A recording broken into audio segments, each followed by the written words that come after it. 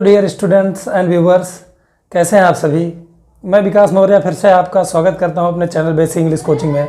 Gas आपने इसके just पहले वाले वीडियो में पार्टिसिपल पढ़ना शुरू किया था। पार्टिसिपल का जो प्रेजेंट पार्टिसिपल है उसका फर्स्ट रूल मैंने बताया था। आज मैं आपको सेकंड रूल बताऊंगा जिसमें थर्ड रूल भी इंक्लूड होगा। वो आप आसानी से जान जाओगे सेकंड रूल में ही। अगर नहीं समझ में आया तो बताना।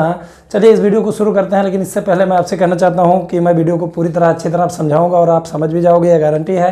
लेकिन आप वीडियो में नए हो तो प्लीज़ मेरे चैनल को सब्सक्राइब करके बेल आइकन को हिट कर दीजिए ताकि मेरे आने वाले वीडियोज़ के नोटिफिकेशन आपको मिलते रहें। वीडियो पसंद आए तो लाइक और शेयर करना ना भूलें। चलिए चलते हैं पहले सेंटेंस पे। ये दूसरा रूल, यदि क्रिया में, ये पार्टिसिपल चल रहा है भैया जी, अभी ध्यान रखिए।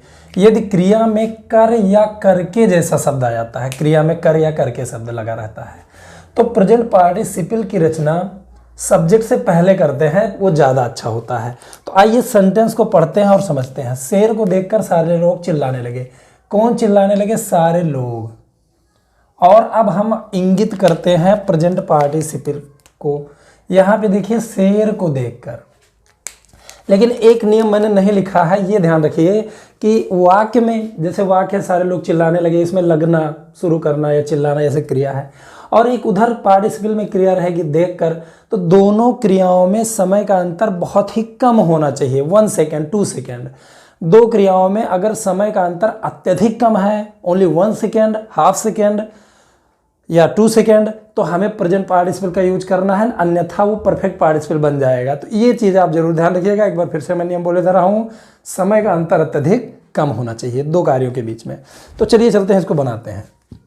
तो अगर क्रिया में शेर को देखना एक क्रिया है, कर उसमें जुड़ा है, तो देख कर, तो अगर ऐसा आ गया तो जैसे सारे लोग चिल्लाने लगे, तो जैसे देखा वैसे चिल्लाने लगे, मतलब 1 सेकेंड लगा होगा, देखा 1 सेकेंड में, आधे सेकेंड में चिल्लाने लगे।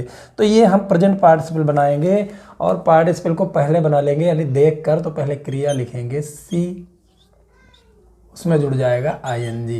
यानी आप पहले से ही जानते हो आईएनजी जोड़ने से प्रेजेंट पार्टिसिपल की रचना होती है। देख कर किसको? देख कर शेर को। तो पहले ये लिख देंगे, द लायन,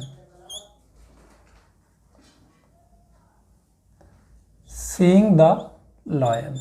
तो ये प्रेजेंट पार्टिसिपल की रचना भाइयों हो गई, क्योंकि पहले प्रेजेंट पार्टिसिपल ही बनाना है, सीइंग द लायन। अब ये हम बनाएंगे सारे लोग चिल्लाने लगे। कौन चिल्लाने लगे? सारे लोग। बीच में कामा लगा दीजिए, ऑल द पीपल, लोग की इंग्लिश।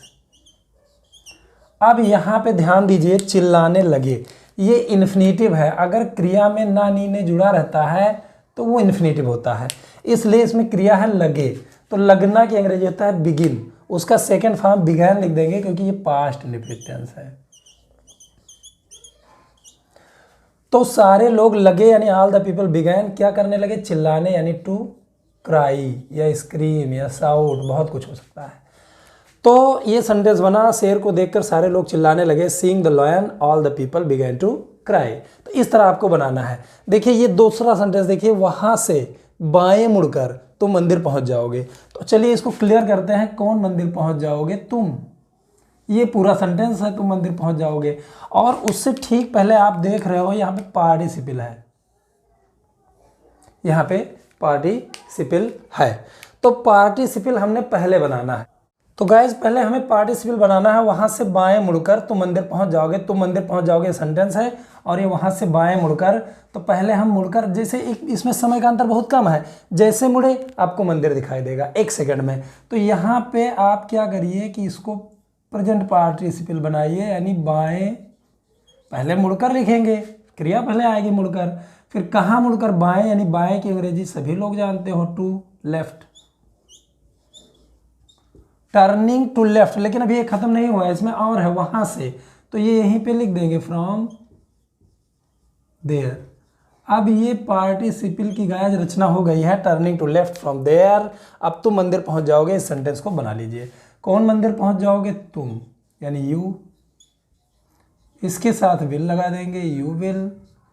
पहुंचना की अंग्रेजी रीच होता है। कहाँ पहुंच जाओगे? मंदिर, यानी द टेम्पल। ये है एडवर्ब। तो ये सेंटेंस बहुत अच्छे से बना, ऐसे अंग्रेजी भी हम बोलते हैं, turning to the left from there you will reach the temple, यानी बाएं, वहाँ से बाएं मुड़कर तो मंदिर पहुँच जाओगे। चलिए चलते हैं तीसरे सेंटेंस में। अपने पिताजी को देखकर अरुण पेड़ के पीछे छुप गया। तो कौन पेड़ के पीछे छुप गया? अरुण। ठीक है, अब यहाँ पे आप देख सकते हो पार्टिसिपल यहाँ पे ये अपने पिताजी को देखकर यहाँ पे दिया गया है। तो सबसे पहले हमने क्या करना है, जिसे जैसे देखा वैसे पेड़ के पीछे छुपा। ये चीज़ ध्यान रखिएगा, समय का अंतर वेरी लिटिल होता है, बहुत कम होता है। ठीक है, तो जैसे अपने पिताजी को देखकर अरुण पेड़ के पीछे छुप गया, जैसे देखा वैसे छुपा, समय का अंतर कम है। तो यहाँ पे हमने प्रेजेंट पार्टिसिपल का रचना करना है। सी मतलब देखना, उसमें एन जोड़ने एक सीइंग। देखकर, किसको देखकर? अपने पिताजी को, यानी his father. His father Arun के साथ यानी किसी मेल के साथ, अपना की अंग्रेजी हम हमेशा हिज लिखते हैं। फिर अब ये बनाएंगे अरुण पेड़ के पीछे छुप गया। कौन छुप गया? अरुण, यानी अरुण। छिपना की अंग्रेजी हाइड, उसका सेकंड फॉर्म हो जाता है हिड। लेकिन गाया जी हिड एक ऐसी क्रिया है जिसके बाद निजवाचक सर्वनाम लगता है, रिफ्लेक्सिव प्रोनाउन लगता है, यानी him self, her self, your self. तो यहाँ पे हम अरुण के साथ हिमसेल्फ का यूज करेंगे। ऐसा ये नियम है सिंटैक्स का। कुछ ऐसी क्रियाएं हैं जिनके साथ निजवाचक सर्वनाम लग जाता है। Seeing his father Arun hid himself. अब लिखेंगे पेड़ के पीछे, तो के पीछे प्रीपोजिशन है, यहाँ लिख देंगे बिहाइंड, और पेड़ यानी द ट्री। तो ये सेंटेंस बन गया। अपने पिताजी को देखकर अरुण पेड़ के पीछे छुप गया। Seeing his father Arun hid himself behind the tree. तो आगे चलिए देखते हैं। आवाज़ सुन करके बच्चा जाग गया और रोने लगा। तो आवाज़ सुन करके बच्चा जाग गया और रोने लगा, इन दोनों में समय का अंतर अत्यधिक कम है गाइस। से आवाज़ जैसे सुना वैसे जगा 1 सेकंड में और रोने लगा। तो यहाँ पे आवाज़ सुन करके, यहाँ पे देखिए पार्टिसिपल है, इसको आगे बनाना ज़्यादा अच्छा है। यानी सुनना की अंग्रेजी हियर, उसमें जुड़ जाएगा आईएनजी, हियरिंग। सुन करके, क्या सुन करके? आवाज़ यानी द नॉइस। नॉइस मतलब शोर या आवाज़, या वॉइस भी लिख सकते हैं हम। वॉइस भी लिख दें तो कोई प्रॉब्लम नहीं। अब बच्चा जाग गया और रोने लगा, और कंजक्शन है, मैंने इसको पढ़ाया है आपको पिछले वीडियोज़ में। अगर आप शुरू से वीडियो पढ़ रहे हैं तो अच्छी बात है। अब बच्चा जाग गया, कौन जाग गया? बच्चा यानी द चाइल्ड। अब ये पास्ट इंडेफिनिट है तो पास्ट इंडेफिनिट बनाएंगे। जाग गया, जागना की अंग्रेजी वेक होता है, उसका सेकंड फॉर्म हो जाएगा वोक अप। एंड फिर यहाँ पर जब आपने एंड रोना लिखा तो लगा की अंग्रेजी फिर से हम बिगैन लिखेंगे, क्योंकि ये इन्फिनिटिव है रोने, तो लगा मेन क्रिया है, तो ये पास्ट इंडेफिनिट टेंस है, तो बिगिन का सेकंड फॉर्म बिगैन हो जाएगा। अब रोने लगा यानी बिगैन टू बीप। जिस क्रिया में नानी ने जुड़ा रहता है वो इन्फिनिटिव है भैया जी, उसमें टू आप लगा दीजिए। तो उम्मीद करता हूँ कि इतना आपको समझ में आया। अब इसी में मैंने तीसरा रूल भी इंक्लूड किया है ताकि एक वीडियो में ज़्यादा से ज़्यादा आप जान सकें। अगर पार्टिसिपल इसी तरह से आगे आ गई, आगे लिखना भी हुआ और उसमें क्रिया नहीं है, वर्ब नहीं है, तो हमने क्या करना है? वर्ब के स्थान पर बीइंग लिखना है, BEING, बीइंग लिखना है। जैसे पहले सेंटेंस में आप देखिए, मालिक ने नौकर की ईमानदारी से खुश हो करके उसका वेतन बढ़ा दिया। तो यहाँ पे देखिए पार्टिसिपल क्या है? खुश होकर के। लेकिन वेतन बढ़ा दिया किसने? मालिक ने। ये सब्जेक्ट का पार्ट है, ये सब्जेक्ट का पार्ट है, और ये थोड़ा सा इधर वाला भी सब्जेक्ट का पार्ट है, यानी पूरा सेंटेंस है। तो अगर देखिए तो थोड़ा उल्टा लिखा है, लेकिन आपको सीधा सीधा बनाना है। नौकर की ईमानदारी से खुश होकर के, ये पार्टिसिपल है। अब मालिक ने उसका वेतन बढ़ा दिया, ये सेंटेंस है। तो पहले ये बनाइए, नौकर की ईमानदारी से खुश होकर के।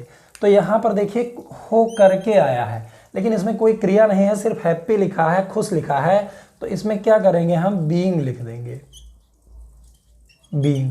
अब खुश यानी बीइंग हैप्पी,